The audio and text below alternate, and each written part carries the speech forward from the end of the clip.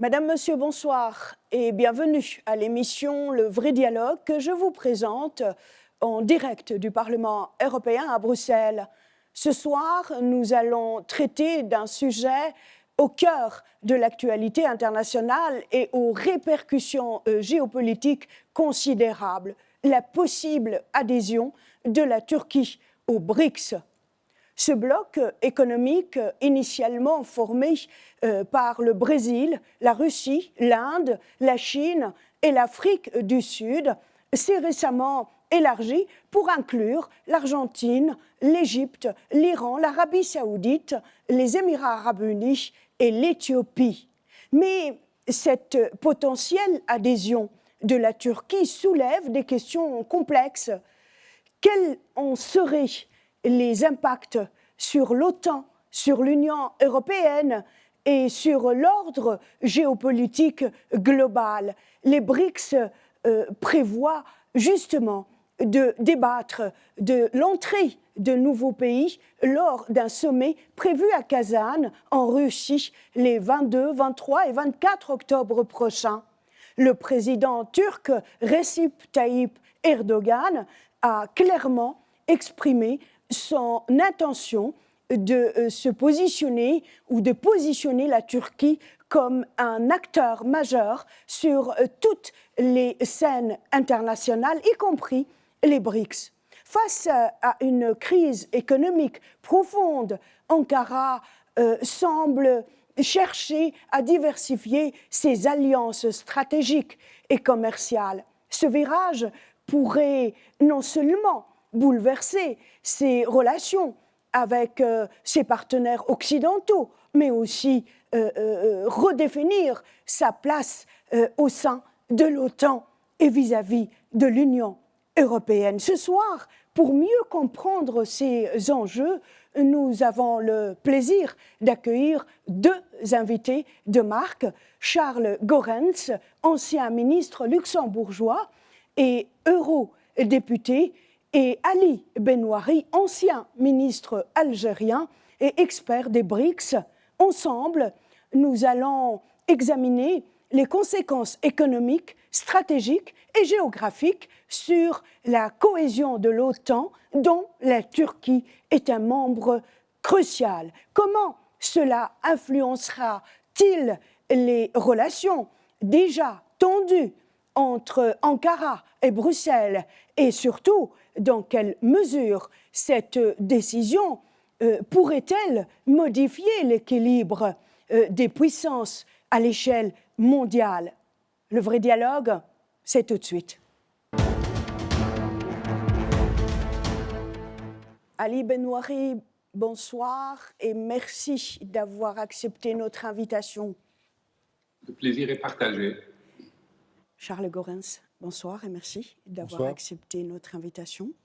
Toujours un plaisir de vous recevoir sur le plateau de Le Vrai Dialogue. Et ma première question, je vous la poserai à vous. L'adhésion de la Turquie aux BRICS, en principe, elle aura lieu lors du prochain sommet qui va se tenir à Kazan, en Russie, les 22, 23 et 24 octobre prochains. Est-ce que cette adhésion, selon vous, pourrait affecter la cohésion dans l'OTAN? Je ne le crois pas directement, mais il faudrait que la Turquie s'explique là-dessus. Est-ce qu'elle entend prendre des distances par rapport à l'OTAN?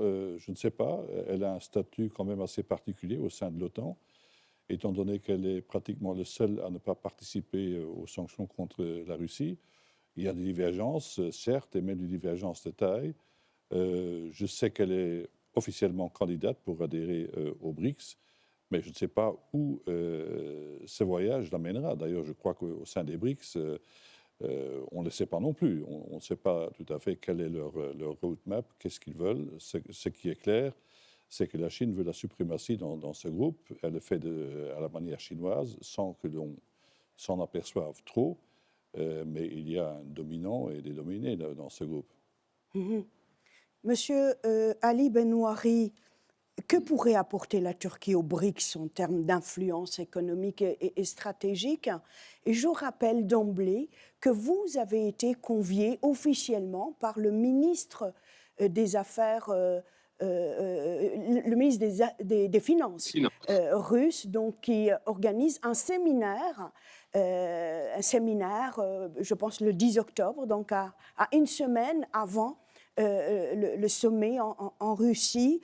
Et ce séminaire va réunir plusieurs ministres des Finances des pays membres déjà dans ce bloc.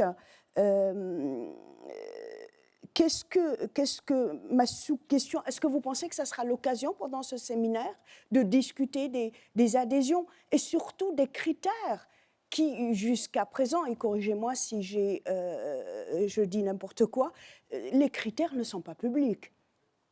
Non, ils ne sont pas publics. Et du reste, jusqu'à la déclaration de Lavrov, le ministre des Affaires étrangères russe, en marge du forum des pays de l'Est, je ne sais plus comment ils l'appellent déjà, nous ne savions pas que l'appartenance à l'OTAN n'était pas un motif d'interdit. On ne savait pas qu'on pouvait être membre de l'OTAN et membre des BRICS. Il a fallu que le ministre Lavrov dise qu'il n'y a aucune règle parmi les critères d'adhésion. Il n'y en a aucun qui interdit à un pays membre de l'OTAN d'être membre des BRICS. Donc ça a le mérite d'être clair. Est-ce qu'en revanche, de l'autre côté, il y a une règle au niveau de l'OTAN qui interdise à un pays de l'OTAN, et là je m'adresse à votre invité, à le ministre Laurence, est-ce que c'est la même chose du côté de l'OTAN? Est-ce qu'il y a une règle qui interdit à un pays membre de l'OTAN de participer à une association comme les BRICS? Je peux répondre comme ça, mais peut-être un peu facilement, un peu trop facilement. Les BRICS ne sont pas une organisation de sécurité. Les BRICS ne s'opposent pas formellement et officiellement, ne se positionnent pas comme, officiellement, je dis, comme opposés ou hostiles à l'OTAN ou aux pays occidentaux. Certes, ils ont marqué leur différence ils ont exprimé leur opposition aux interventions de l'OTAN qui se sont déroulées d'ailleurs en dehors du cadre du Conseil de sécurité. Mais enfin, la question est à poser à la fois à l'OTAN et aux BRICS. Les BRICS ont répondu. Welcome to Turkey. Donc, il n'y a pas de problème pour eux. Je n'en dirai pas autant de l'OTAN. Mais vous voyez, c'est encore tout frais. Ce n'est pas une question à laquelle on peut répondre facilement. Il est prévu que vous parliez de l'élargissement lors de ce séminaire préliminaire, j'allais dire, au sommet de Russie? La question, a priori, était déjà tranchée, puisque le même ministre Lavrov, c'est un peu normal que ce soit lui qui s'exprime sur des questions comme celle-là, a expliqué ou a déclaré qu'il y aurait une pause dans le processus d'élargissement. On a entendu aussi d'autres sons de cloche, parce qu'il y a beaucoup de pays qui se pressent pour adhérer aux BRICS. Il y a plus d'une cinquantaine. Et je comprends, en tout cas, j'ai compris une chose au gré de mes participations aux réunions des BRICS. J'ai compris que l'élargissement intempestif, excessif, n'était pas souhaité parce qu'il y a un devoir de cohésion d'abord. Les pays fondateurs ont difficilement accepté d'aller au-delà de 5, puisqu'ils en ont accepté 6 déjà, et puis l'Argentine s'est retirée. Et ils avaient expliqué qu'il faut digérer les nouveaux membres avant de songer à élargir davantage. Cette question est une question essentielle, puisque l'Algérie, qui est mon pays d'origine, et où je me trouve actuellement, vient de déclarer qu'elle n'adhérerait plus aux BRICS, consécutivement au rejet de la candidature algérienne lors du sommet de Johannesburg. Donc vous voyez, c'est une question extrêmement délicate. Pourquoi les uns et pas les autres? Quels sont les pays qui peuvent être considérés comme stratégiques ou pas. Donc la question est cruciale, elle est tout le temps abordée parmi les BRICS.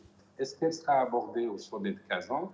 Je n'en suis pas sûr, si ce n'est peut-être qu'il sera, si on en juge d'après les déclarations de M. Lavrov, il peut y avoir une déclaration disant que le processus d'élargissement prenait une pause. Peut-être qu'ils vont accepter des membres comme observateurs, des partenaires. Charles Goerens, M. Benoîri vous interpelle par rapport à l'OTAN. Est-ce que l'OTAN a des règles claires par rapport aux membres, à ses membres, de pouvoir ou pas adhérer à telle ou telle association, à tel ou tel bloc? La question, à vrai dire, ne s'est jamais posée. Donc je ne connais pas la position officielle de l'OTAN. Je crois d'ailleurs qu'elle n'a pas de position à ce stade. Ce qui importe pour les membres de l'OTAN, c'est qu'ils adhèrent au traité de l'Atlantique Nord et essentiellement à l'article 5, donc, qui prévoit la solidarité quasi obligatoire de tous les membres dès lors qu'un pays est attaqué de l'extérieur. Je ne vois aucune raison pour que cela n'en reste ainsi. Mais je crois que c'est de la Turquie d'abord de s'expliquer pourquoi elle veut faire ce pas et quelles sont les finalités de cette opération. C'est aussi aux BRICS de préciser un peu leurs pensées. On vient d'ailleurs d'entendre de la bouche de notre interlocuteur qu'il y a beaucoup de choses qui sont encore à clarifier. Toujours est-il que, me basant sur le processus d'intégration européenne, c'est qu'une intégration ne va pas très loin si on n'a pas de charte précise ou de traité précis sur lequel, dans lequel les fondamentaux sont bien précisés. Et puis, il faut des institutions qui prévoient de quelle façon les mécanismes décisionnels sont mis en place. Donc je crois que tout ça fait encore défaut au sein des BRICS. D'après ce que je sais, ils prennent les décisions par consensus. Donc le droit de veto dans l'Union européenne a aussi montré les limites du processus d'intégration. À moins qu'il n'y ait un hidden agenda, je n'en sais rien. En tout cas, le discours est plus optimiste que les résultats auxquels on peut s'attendre dans le court terme. Comment, selon vous, Monsieur Charles Goerens, l'adhésion de la Turquie aux BRICS pourrait affecter les relations entre la Turquie et l'Union européenne, qui sont déjà assez tendues? Je ne dirais pas que ça devrait nécessairement entamer les relations avec l'Union européenne. Elles sont tendues, bien entendu. Je crois que, je devine un peu la démarche de la Turquie, qui veut, dans un monde multipolaire, avoir des points d'ancrage avec d'autres parties du monde. Avec l'Union européenne, elle est quand même très étroitement liée, notamment au plan commercial, elle est pratiquement membre, à quelques exceptions près, du marché intérieur. Donc elle est très étroitement liée à l'Union européenne au plan économique. Au plan politique, c'est elle-même qui a construit les barrières pour ne pas pouvoir adhérer à l'Union européenne dans un court terme. Elle reste toujours candidat officiel à l'adhésion à l'Union européenne, mais dans les divers chapitres qui ont fait l'objet de négociations entre la Commission et la Turquie, on voit quand même très bien que ça n'avance pas, et notamment à cause de ces manquements au respect des droits de l'homme. On avait espéré, à travers ça, introduire un peu de civilisation dans les rapports, et on voit quand même que la Turquie s'est écartée très largement des promesses qu'on s'était faites au début du processus d'adhésion. Moi, j'étais en faveur du processus d'adhésion. J'ai trouvé que depuis 1964, on n'a pas traité la Turquie comme on aurait dû la traiter. On a toujours retardé à plus tard sa candidature officielle. Ça s'est fait dans la première moitié de la première décade de ce centenaire. Je constate qu'il y a là un échec dans le rapprochement de la Turquie avec l'Union européenne, dont la Turquie n'est pas totalement responsable, mais elle doit en assumer une très large partie. Ali Benoîri, le président Erdogan, cherche visiblement à diversifier les alliances économiques et politiques de son pays, la Turquie. Qu'est-ce que, selon vous, la Turquie pourrait gagner à court ou à moyen ou à long terme en rejoignant ce grand bloc que sont les BRICS? Oui, allez-y, allez-y. J'allais vous poser une autre sous-question, mais allez-y. Oui, j'ai été comme beaucoup surpris par la décision de la Turquie, dubitatif, sceptique. Après, je me suis posé la question, cette question que vous me posez, qu'a-t-elle à gagner? Et très vite, j'ai compris la démarche, le sens de la démarche.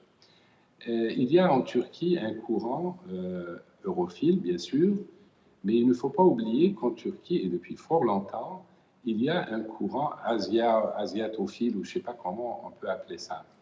Il y a donc un courant puissant en Turquie qui rêve pour la Turquie, et non pas ce qu'ils considèrent comme une vassalisation par rapport à l'Europe, mais qui considère que ne pas être membre de l'Union européenne n'est pas une mauvaise chose en soi parce qu'elle préserve la liberté de manœuvre de la Turquie qui se rêve en puissance impériale et qui a un hinterland extrêmement important, qui rêve de pouvoir arbitrer entre les grandes puissances comme autrefois, qui rêve de pouvoir exercer une influence sur les républiques turcophones d'Asie centrale. La Turquie donc se rêve en État impérial et non pas comme un petit État membre de l'Union européenne. Cela m'a été dit, je t'ai déjà raconté ça, Lila, par un grand historien turc qui, il y a déjà une trentaine d'années, me disait « mais notre gouvernement est fou, nous n'avons aucun intérêt à adhérer à l'Union européenne ». Ce qui n'est pas totalement vrai parce que la Turquie est membre de l'Union douanière, ses principaux fournisseurs. Elle a un accord d'association au statut très avancé avec l'Union européenne. Bien sûr, elle tire profit de sa proximité avec ses accords avec l'Union européenne.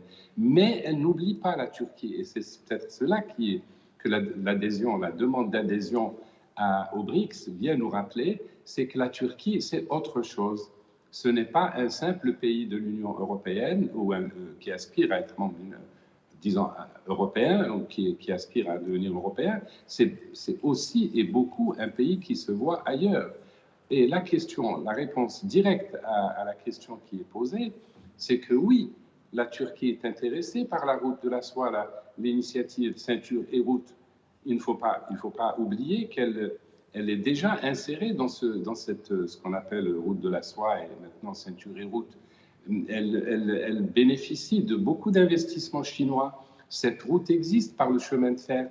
Il y a un courant d'échange. Vous savez que la Chine est le plus grand fournisseur avec la Russie, de la Turquie. Si les pays européens sont ses plus grands clients, mais ses plus grands fournisseurs, c'est la Chine et la Russie.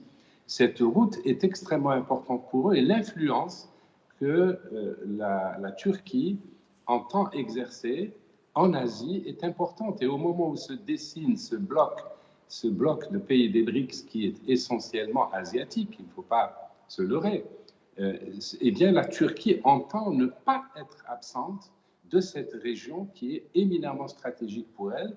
Elle entend faire prévaloir ses intérêts, faire entendre son point de vue.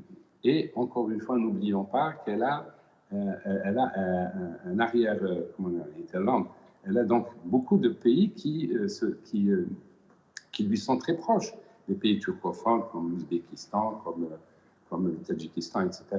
Donc, peut-être le Tadjikistan, je ne suis pas sûr, parce qu'il y en a un qui est plutôt perse, d'origine de culture persane. Mais sinon, la plupart des autres pays d'Asie centrale sont turcophones. Si on oublie cette dimension-là, on ne peut pas comprendre la décision de la Turquie. Mais en disant cela, ça ne répond pas tout à fait non plus, ça ne répond pas à toutes les questions, notamment à celle de savoir qu'est-ce que la Turquie aura à gagner sur le plan économique, par exemple, sur le plan politique, sur le plan sécuritaire. Moi, je crois que le plan sécuritaire est évacué. Je pense que la Turquie ne désire pas, c'est mon point de vue personnel, quitter l'OTAN. mais elle veut avoir ce petit plus qui lui permet précisément d'exercer ce rôle de puissance impériale qu'elle se voit. Elle se voit bien arbitrer entre les grands conflits, etc. On a beaucoup parlé d'équilibrisme politique équilibriste d'Erdogan, mais on ne peut pas comprendre cette politique si on ne pénètre pas un peu dans l'âme turque, comme on pourrait parler d'âme slave, n'est-ce pas? Ce sont là des choses qui comptent et qui pèsent probablement. De là à penser que la Turquie est déjà membre des BRICS, je n'en suis pas sûr. Mais si la Turquie était acceptée, je n'en serais pas étonné non plus, parce qu'elle apporte beaucoup aux BRICS. Elle lui apporte la dimension OTAN, évidemment c'est une pierre dans le jardin de l'OTAN, elle lui apporte sa puissance militaire, elle lui apporte son non-alignement, parce que la Turquie n'arrête pas de se dire non-alignée. Or, l'origine Elle est même non-alignée des BRICS, ou elle est multi-alignée au fond? c'est la même chose, disons. Les BRICS se veulent non-alignés. À l'origine, c'était le mouvement des non-alignés. Regardez, tous les membres du groupe des 77, qu'on appelle des 77, pratiquement tous sont en train de postuler pour adhérer aux BRICS. En fait, c'est le mouvement des non-alignés plus la Chine et la Russie. Donc, je ne suis pas étonné du désir, quant au désir de la Turquie d'adhérer aux BRICS. Et je ne serais pas étonné qu'elle soit acceptée. Très bien. Charles Goerens, on vous connaît, vous êtes député européen qui a toujours plaidé pour une Europe forte sur la scène internationale, bien sûr. Si la Turquie s'allie avec des mastodontes comme la Chine, comme la Russie, est-ce qu'elle ne peut pas encore compliquer sa relation avec l'Union européenne au plan de la politique étrangère de l'Europe? Écoutez, c'est une question extrêmement difficile, étant donné que la politique étrangère de l'Union européenne, elle aussi, a beaucoup de manques, à commencer par son système décisionnel. Tout est décidé à l'unanimité, donc s'il n'y a pas de consensus en la matière, il est difficile d'afficher une position européenne en la matière. Donc de ce point de vue, la Chine serait un empêcheur de tourner en rond de plus dans la politique étrangère de l'Union européenne, sauf si, dans l'hypothèse d'une adhésion de la Turquie, que je crois devenir de plus en plus irréaliste, elle était membre et on aurait un processus décisionnel permettant de décider à la majorité qualifiée. Moi, donc, dès lors que vous posez des questions sur le rôle que pourrait jouer la Turquie, je m'interroge d'abord sur toutes les occasions ratées de l'Union européenne en vue de devenir un partenaire fort.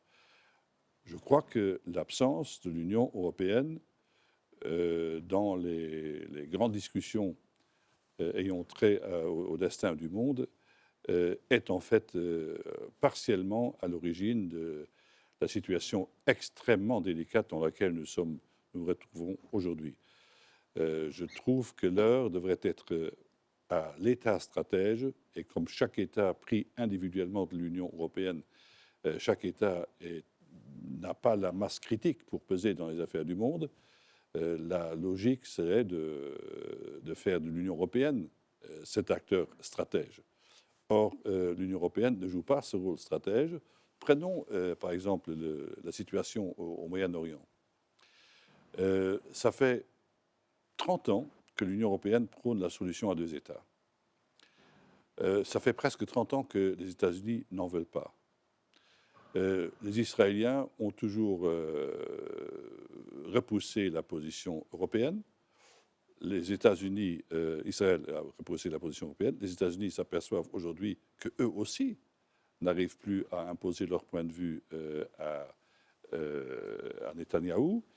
Alors, la chose la plus logique serait que les deux s'unissent ensemble avec la Ligue arabe pour peser sur l'évolution au Moyen-Orient. Je crois que ce serait ça la solution.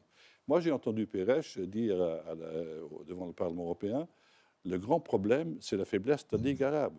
Donc, je crois qu'il y a des grands ensembles qui pourraient peser, mais qui ne le font pas.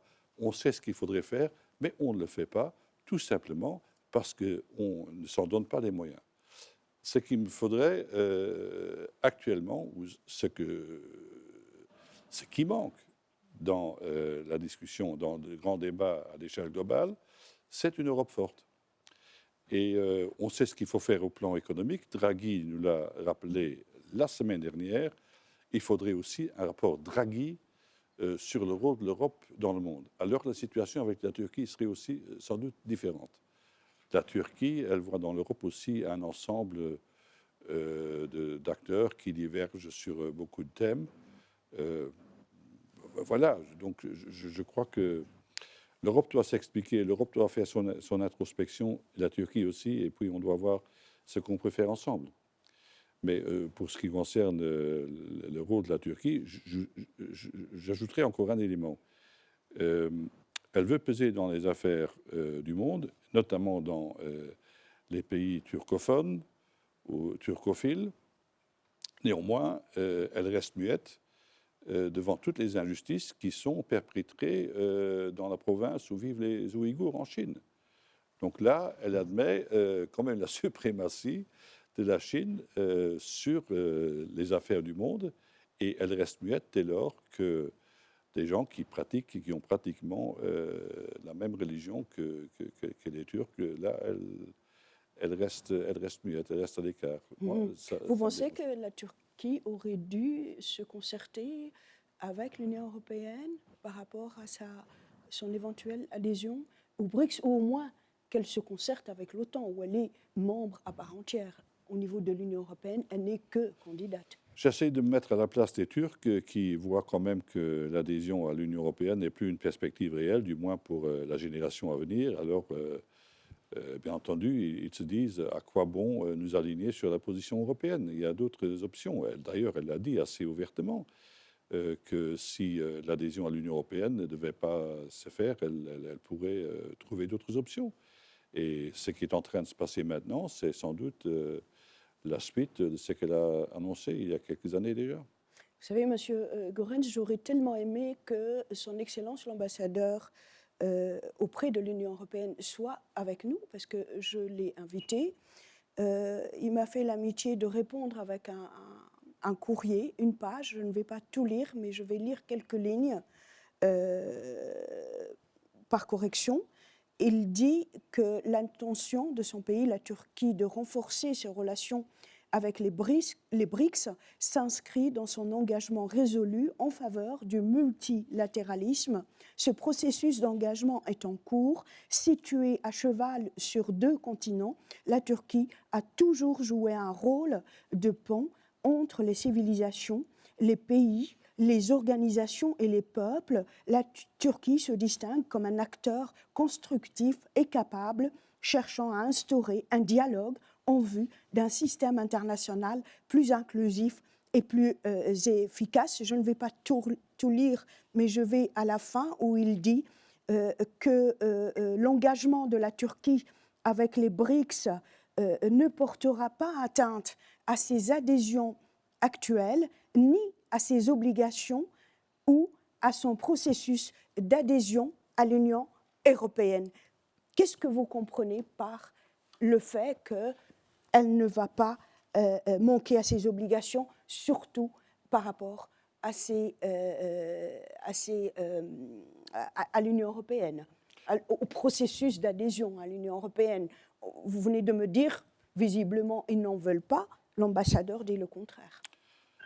L'ambassadeur, dans un choix des mots très diplomatiques, nous explique ce que ne veut pas dire la possible adhésion de la Turquie aux BRICS. Mais j'aurais voulu qu'il soit là aujourd'hui et j'aurais pu lui demander la question de savoir, mais qu'est-ce que ça veut dire alors? Je reviens à la première question que vous m'avez posée. Que vise la Turquie avec l'adhésion, son adhésion, probable adhésion aux BRICS? Je ne le sais pas. Je ne sais pas. En pratique, que la Turquie joue un rôle de pont entre l'Occident et l'Orient, c'est évident.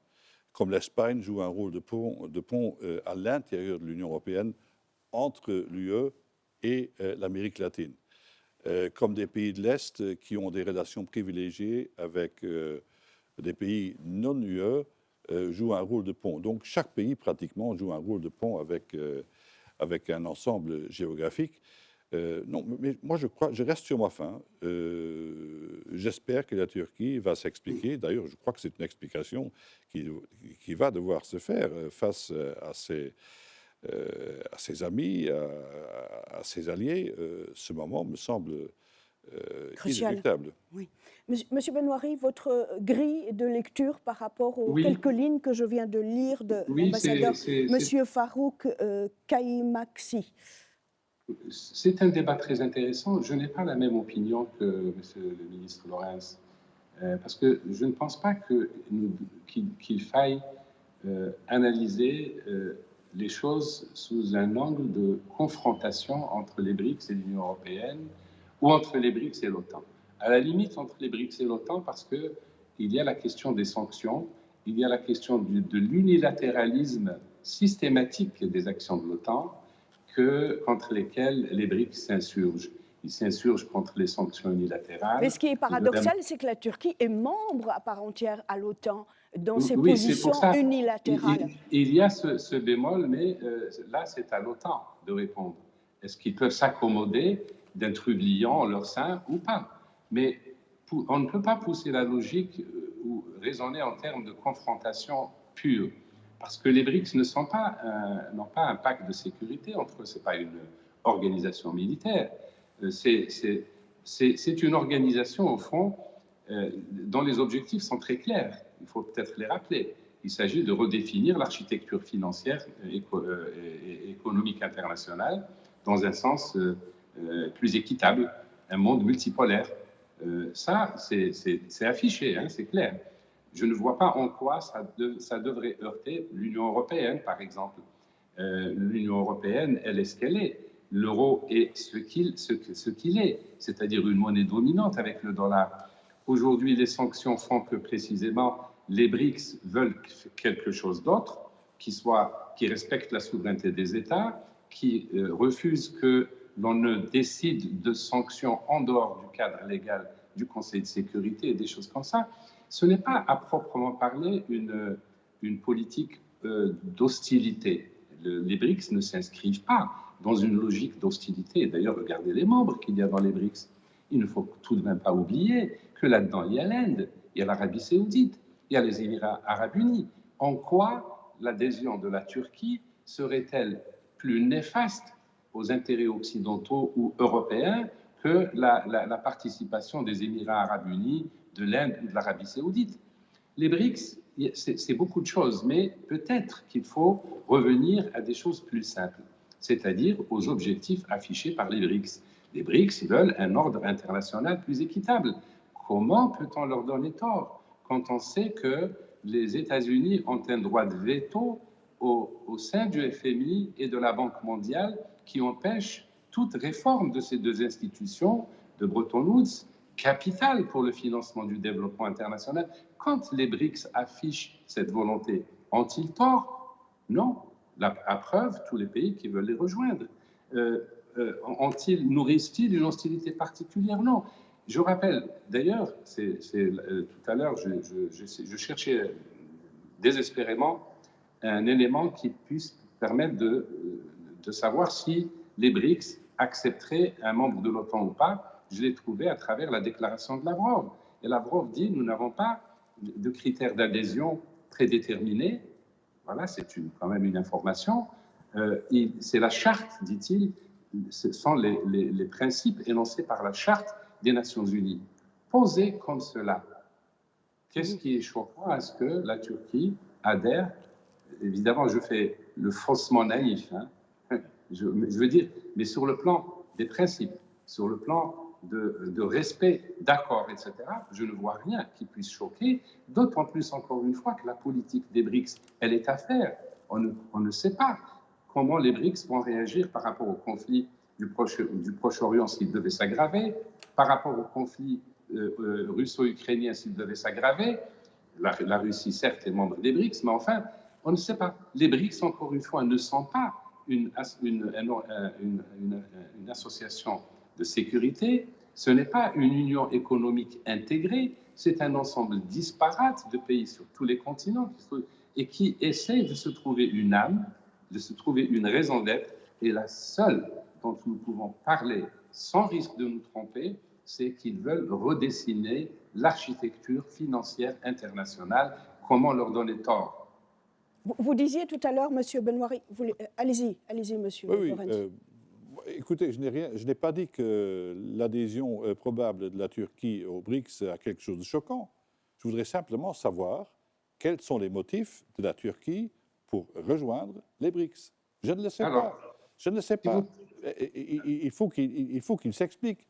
Et il faut aussi qu'ils expliquent ça à leurs alliés de l'OTAN, qui se posent des questions. C'est normal qu'on se pose des questions. Et si on savait vraiment où veulent aller les BRICS, on en saurait davantage. Vous parlez de confrontation. Moi, je ne suis pas dans une logique de confrontation. J'essaie de comprendre le monde. Ce que vous dites à propos de l'aggiornamento des institutions onusiennes, je suis parfaitement d'accord avec vous. L'ordre de Bretton Woods, tel qu'il s'est créé en 1945, mérite d'être revu. Il faut que chacun fasse son introspection. Le Conseil de sécurité tel qu'il fonctionne aujourd'hui ne fonctionne pas bien. Il y a 5 pays qui ont un droit de veto au sein du Conseil de sécurité des Nations Unies. L'Afrique, avec bientôt 2 milliards d'habitants, n'en a pas. J'ai toujours été en faveur d'une adaptation du système de Bretton Woods et des institutions onusiennes à la réalité d'aujourd'hui. Que la Chine pèse trop peu dans le FMI, j'en suis parfaitement d'accord. Mais moi, ce qui m'intéresse, j'ai parlé tout à l'heure d'État stratège ou d'ensemble politique stratège. Où sont les stratèges aujourd'hui qui veulent transcender les oppositions dans lesquelles se trouve le monde? La confrontation entre la Russie et l'Occident, elle est réelle. Et c'est la négation même des quelques rapports de civilisation que nous avons introduits dans le système international au lendemain de la Seconde Guerre mondiale. Alors, est-ce qu'il y a encore une lecture commune de la Charte des Nations Unies avec les droits, les devoirs de chacun? Je sais que nombreux sont les pays qui ont des choses à se faire pardonner, à commencer par les grandes puissances. Je constate, vous dites qu'il n'y a pas de confrontation. Je serai un peu moins déterminé quand je vois toutes les ingérences pratiquées les tentatives d'ingérence pratiquées par certains membres du BRICS dans les affaires européennes. Franchement, je trouve que ce n'est pas l'heure n'est plus à l'angélisme. Moi non plus, je ne veux pas être un faux naïf. J'aimerais pouvoir contribuer à un monde, fût-il bipolaire, mais qui soit uni par quelques principes et quelques principes d'action élémentaires, comme notamment la tolérance, le respect des frontières de chacun, le respect à l'autodétermination et le respect du droit international. Je constate que pratiquement tous les secteurs que je viens d'évoquer aujourd'hui sont en crise. Encore une fois, je ne sais pas jusqu'où les BRICS vont aller. Les États membres du BRICS ont leur responsabilité. Nous aussi, en tant qu'Occident, nous avons une responsabilité à jouer. Encore une fois, je plaide, depuis que je suis au Parlement européen, de l'indispensable et nécessaire aggiornamento institutionnel à l'échelle globale. Dans le monde dans lequel nous vivons, nous n'avons malheureusement pas de gouvernement, c'est impossible, mais nous avons un système onusien qui n'est plus apte à la réalité du monde d'aujourd'hui. Je comprends que beaucoup de pays n'acceptent plus la suprématie des États-Unis au Conseil de sécurité des Nations Unies, mais j'en déduis pas là qu'ils refusent aussi la suprématie d'autres pays qui peuvent imposer leur point de vue, moyennant recours au droit de veto. Je crois que tout ça est à revoir. Et ces autres pays sont notamment la Chine, l'Inde et la Russie. Donc ces trois pays géants qui sont membres fondateurs des BRICS. Et ma question à vous, monsieur, pour rester dans le même sens, monsieur Benouari, face à la Chine, à la Russie, à l'Inde, quel rôle pensez-vous que la Turquie va pouvoir jouer? Un rôle de médiateur, un rôle de modérateur, ou alors elle va risquer simplement de s'éclipser face à ces trois géants dans les BRICS? C'est une question très pertinente. Ce sont précisément ces questions-là que le monde entier va se poser de plus en plus, que les experts, les géopoliticiens, etc. Et pendant qu'on discute de cette question, des idées nous viennent. Par exemple, est-ce que la Turquie peut jouer un rôle modérateur? En y réfléchissant, je me dis que oui.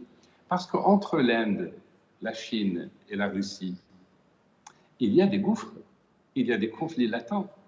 Précisément, la Turquie peut, par sa position originale, géographique, par son positionnement politique, membre de l'OTAN, un pied dans l'Union européenne, elle peut, je pense qu'elle peut constituer un facteur d'équilibre au sein des BRICS. Ça n'engage que moi, je suis un peu optimiste par rapport à ces questions-là, d'autant plus qu'encore une fois, les BRICS ne sont pas une organisation militaire, c'est une organisation qui promeut des réformes économiques et financières.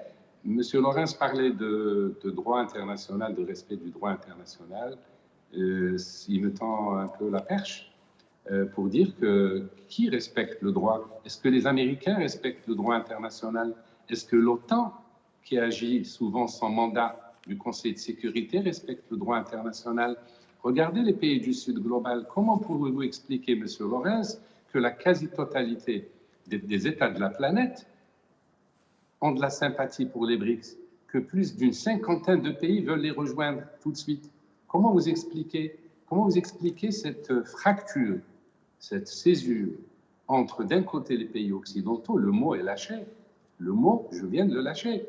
Mais je ne sais pas moi qui l'a. Les gens qui parlent de Sud global savent très bien ce qu'ils disent. Ils disent les pays occidentaux et nous. Ces pays occidentaux sont assimilés au colonialisme, au néocolonialisme, au génocide. C'est triste à dire parce que les Occidentaux d'aujourd'hui n'ont pas à assumer les crimes de leurs grands-parents. Mais tout de même, quand on voit les actions de l'OTAN aujourd'hui, c'est un rappel funeste de ce que les pays occidentaux ont commis un peu partout dans la planète. Donc non, les BRICS n'ont pas le mauvais rôle dans cette histoire-là. Et l'adhésion de la Turquie aux BRICS n'est pas une mauvaise chose en soi parce qu'elle peut apporter un ingrédient supplémentaire, un élément de diversité, peut-être un peu plus d'européanité, parce qu'étant proche de l'Union européenne, peut-être un peu plus de compréhension de part et d'autre des enjeux planétaires, parce qu'ayant un pied dans l'OTAN, elle peut faire partager peut-être aux pays des BRICS les soucis de l'OTAN. Donc ça peut être un élément positif et non pas un élément nuisible, ni pour les uns ni pour les autres. En tout cas, telle est mon opinion. Monsieur Goerens, vous disiez tout à l'heure au début qu'une des raisons pour lesquelles la Turquie n'a pas encore adhéré à l'Union européenne, c'est qu'elle ne respecte pas un certain nombre de valeurs de l'Union européenne, notamment les droits de l'homme. Et M. Benouari vient de vous interpeller en vous disant le Sud global pense que l'Occident lui-même ne respecte pas un certain nombre de valeurs universelles, notamment les droits de l'homme, surtout quand il se positionne avec ce double standard, ce deux poids, deux mesures, quand il s'agit de la cause palestinienne ou de la cause ukrainienne, entre guillemets. Je ne vois pas en quoi l'attitude de l'Union européenne serait répréhensible dès lors qu'elle prône la solution à deux États, Israël et Palestine. Je ne vois pas en quoi cela serait répréhensible. Au contraire, le fait de reconnaître la nécessité de la création d'un second État, donc d'un État palestinien, n'est absolument pas, je crois du moins, contre les attentes de la plupart des membres du BRICS. je crois que le grand problème, c'est la faiblesse de l'Union européenne par rapport à cela. Mais ça ne veut pas dire que son intention, c'est d'écraser les Palestiniens. Au contraire, il y a beaucoup de compréhension, et notamment ici, au Parlement européen, pour ce qui est de l'aide à apporter aux Palestiniens. Moi-même, j'ai été ministre de la coopération, j'ai financé des projets de développement dans le Gaza. Et j'étais loin d'être satisfait de la situation que je trouvais devant moi. D'un autre côté, pour répondre à notre interlocuteur algérien, Monsieur Benouari. M. Benouari, il a raison de dire que l'Occident n'a pas toujours été en phase avec les principes qui devraient régir le droit international. C'est vrai. Je voudrais vous dire, par exemple, si vous faites allusion à la guerre des États-Unis contre l'Irak, mon pays, la Belgique, la France et l'Allemagne, qui sont quand même 4 pays de l'Union européenne, n'ont pas participé à cette guerre. Au contraire, ils s'y sont opposés. Est-ce que ça a été une enfreinte au droit international? Oui, parce que, étant donné que le Conseil de sécurité définit ce qu'il y a lieu d'être en pareille circonstance et qu'il n'y avait pas une unanimité au sein du Conseil de sécurité des Nations Unies, les Américains se sont opposés. Ils ont agi contrairement au droit international. D'ailleurs, ils sont nombreux aujourd'hui à le reconnaître. Ce que j'ai essayé de vous dire, c'est que tout le monde doit faire une introspection. Et je crois que tout le monde a des choses à se faire pardonner. On peut bien entendu faire une balance, qui fait quoi de positif, qui fait quoi de négatif. Si on parle de choses positives, je pourrais vous dire que l'Union européenne est le premier bailleur de fonds du monde en ce qui concerne l'aide publique au développement. Elle a des partenariats d'égal à égal avec l'Afrique. Le seul élément de conditionnalité, c'est un minimum de respect des droits de l'homme. Je crois quand même, s'agissant des droits de l'homme, ce sont des dispositions qui sont entrées dans la Charte des Nations Unies. Nous avons une déclaration universelle des droits de l'homme. Ce n'est pas la déclaration occidentale des droits de l'homme, c'est la déclaration universelle des droits de l'homme. Je crois que le pays que je représente, l'Union européenne que je représente, essaye d'influer avec l'esprit de respect des droits de l'homme dans l'ensemble des relations internationales. Et je crois qu'il n'y a personne qui peut affirmer le contraire. Et c'est une compréhension du monde qui n'est pas la pire. Je tiens à le souligner au passage.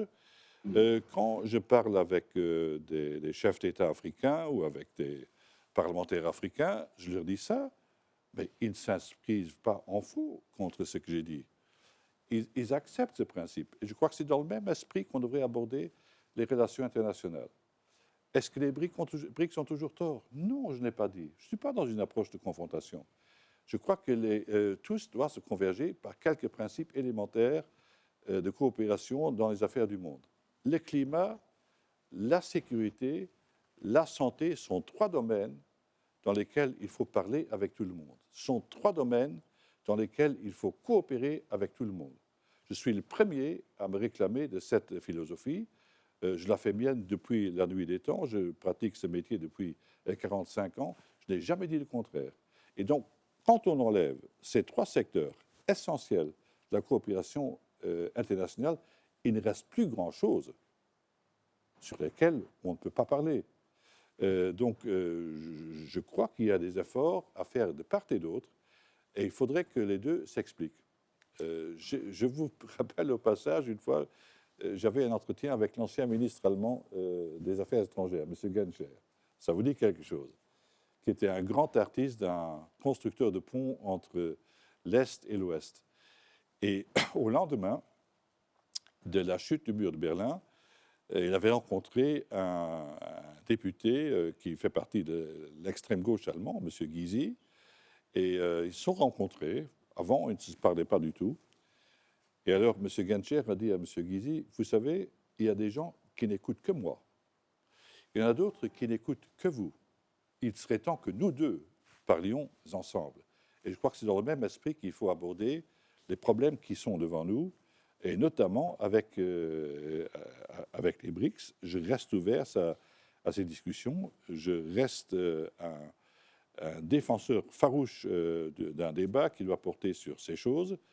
Il n'y a pas de tabou, mais il faut en parler. Et il faut que tout le monde, dans un monde interconnecté où chacun dépend de l'autre, il faut que dans cette interaction, la franchise soit le premier principe à pratiquer et à respecter. Il faut se parler, il faut dialoguer. Il nous reste 2 petites minutes pour conclure ce vrai dialogue. Je vous donne à vous la parole, Monsieur Benouari. 1 minute. Oui, merci. Monsieur Laurens a parlé du soutien de l'Union européenne à la politique des 2 États, à la solution des 2 États en Palestine, mais il n'a pas parlé des fournitures d'armes de pays européens à un pays qui est en train d'en génocider un autre, sous nos yeux, sous les yeux du monde entier. C'est cette profession de foi, solution à 2 États, c'est des mots. Mais dans la réalité, que faites-vous, que font les Européens? Ils arment Israël et ils l'encouragent à ne pas accepter de cesser le feu et à continuer à tuer. Non. Répondez, s'il vous plaît. Ça m'intéresse. Nous défendons le cessez-le-feu depuis le début. Parce que nous disons, on ne voit pas les finalités de cette opération à Gaza. Nous, en tant que parlementaires européens, je parle comme l'un des 720 membres de ce Parlement, nous sommes depuis le début engagés en faveur d'un apaisement et de la recherche d'une solution politique en disant, dans le court terme, c'est extrêmement difficile. Nous avons toujours essayé d'influer sur les 2 parties en conflit pour dire, nous renforçons les courants responsables dans ces deux entités, israéliennes et palestiniennes. Et M. Goerens, c'est votre conclusion, parce qu'on n'a vraiment plus beaucoup le temps. Moi, je vous réinvite à un autre vrai dialogue, bien maturé, comme celui d'aujourd'hui, avec beaucoup de politesse et de civilité, et on parlera de l'actualité au Proche-Orient, notamment le problème en Palestine et en Israël. En tout cas, j'ai été très ravie de vous inviter à cette émission, Monsieur Benouari. Je sais que ça fait plusieurs années que vous refusez de réapparaître dans les médias. Merci d'avoir choisi Atypique. Merci d'avoir choisi notre émission. Merci d'avoir été avec nous. Monsieur Goerens, oui. La même chose. J'ai toujours été très ravie de vous inviter à cette émission ici au Parlement européen. Merci beaucoup d'avoir été avec nous. Je vous transmets mes salutations à Alger. Il vous transmet ses salutations. Merci. Depuis Bruxelles à Alger. Je lui transmets les miennes aussi. Merci. Madame, Monsieur, cette émission prend fin. Merci de l'avoir suivie. Au revoir.